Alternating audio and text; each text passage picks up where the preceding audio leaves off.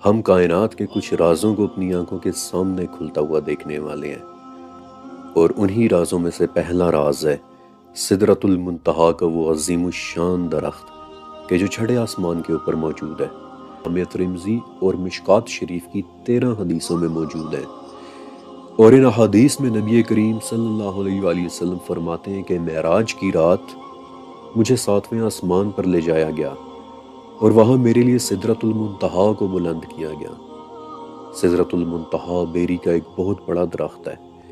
کہ جس کی جڑیں چھٹے اور اس کی شاخیں 7ویں آسمان پر ہیں۔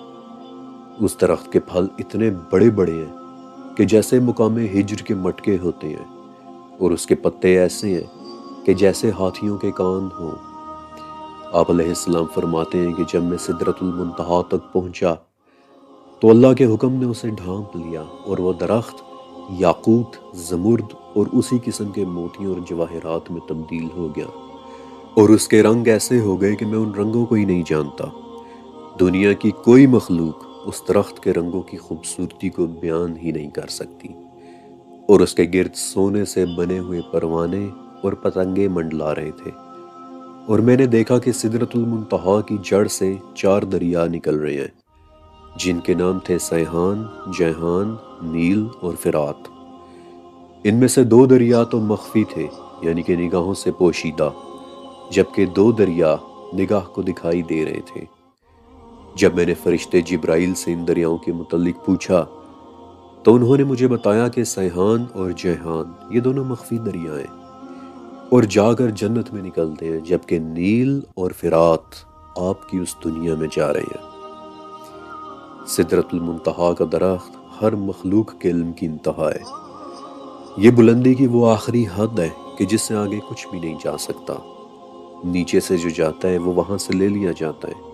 اور اوپر سے جو آتا ہے وہ وہیں سے نیچے بھیجا جاتا ہے۔ اور یہ وہ جگہ تھی کہ جہاں میں نے فرشتے جبرائیل کو اس کی اصل شکل میں دیکھا، اس طرح کہ اس کے 600 پر تھے، اور ہر ایک پر مشرق سے لے کر مغرب تک پھیلا ہوا تھا۔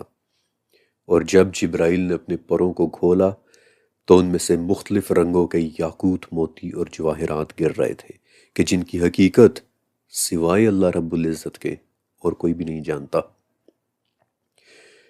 پھر واقعہ معراج کے علاوہ والی حدیثوں میں آتا ہے کہ سدرۃ المنتہا کی جڑوں سے نکلنے والا دریا، دریائے فرات، اس سے قیامت کے قریب سونے کا ایک پہاڑ ظاہر ہوگا۔ دریا خزانے کے اوپر سے ایک طرف کو سرک جائے گا، اور جب لوگ اس کے متعلق سنیں گے تو وہ اس پہاڑ کی طرف چل پڑیں گے، اور جو لوگ پہاڑ کے قریب ہوں گے وہ کہیں گے کہ اگر ہم نے ان آنے والوں کو اجازت دے دی تو وہ اس کا سارا سونا نکال کر اپنے ساتھ لے جائیں گے، اور ہمارا یہ پہاڑ ختم ہو جائے گا۔ اور پھر اس بات پر لوگوں کے درمیان ایک زبردست لڑائی ہوگی، یہاں تک کہ ہر 100 میں سے 99 لوگ مارے جائیں گے، حالانکہ ہر شخص یہ سمجھ رہا ہوگا کہ شاید وہ بچ جانے والوں میں سے ہوگا۔ لہٰذا دیکھو، تم میں سے جو کوئی بھی وہاں موجود ہو وہ اس میں سے کچھ بھی نہ لے۔ کس قدر طاقتور حدیثیں ہیں، کس قدر خوبصورت مناظر ہیں۔ صرف 1 منٹ کے لیے امیجن کریں کہ ایک عظیم الشان درخت کہ جس کی جڑیں چھٹے اور شاخیں 7ویں آسمان میں ہوں، ایک ایسا درخت کہ جس کے گرد سونے سے بنے ہوئے پروانے اڑ رہے ہوں، اور جو ہی اللہ کا حکم اسے ڈھانپ لے تو وہ درخت اچانک سے یاقوت اور زمرد اور موتیوں میں تبدیل ہو جائے، اور وہ بھی ایسے رنگوں کے ساتھ کہ کوئی مخلوق ان رنگوں کے حسن کو کبھی بیان ہی نہ کر پائے۔ سچ کہوں تو میرے خیال میں ہمارا دماغ حقیقی معنوں میں ان واقعات کو کبھی تصور کر ہی نہیں سکتا۔ معراج کی رات ہونے والے یہ وہ واقعات ہیں کہ جن کے متعلق النجم میں آتا ہے کہ بے شک اس نے اپنے رب کی بڑی بڑی نشانیوں میں سے بعض نشانیاں دیکھ لیں۔ اب دریا چاہے ہزاروں کلومیٹر لمبائی کیوں نہ ہو، وہ کہیں نہ کہیں سے تو نکلتا ہی ہے، یعنی دریا کا منبع، دریا کا سورس۔ ٹیکنیکل زبان میں دریا کے اس سورس کو واٹر ہیڈ کہتے ہیں، اور واٹر ہیڈ کئی طرح کے ہو سکتے ہیں۔ مثلا کبھی کبھی 2 دریا مل کر ایک بڑا دریا بنا لیتے ہیں، یا پھر بعض اوقات ایسا ہوتا ہے کہ بارشوں کا پانی اکٹھا ہو کر ایک جھیل بنا لیتا ہے،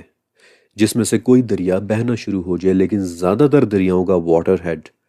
پہاڑوں پر گرنے والی برف ہوتی ہے کہ جو پگھل کر ایک دریا بن جاتی ہے۔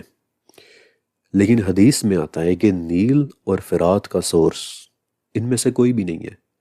بلکہ چھٹے آسمان پر لگا ایک درخت سدرۃ المنتہا ہے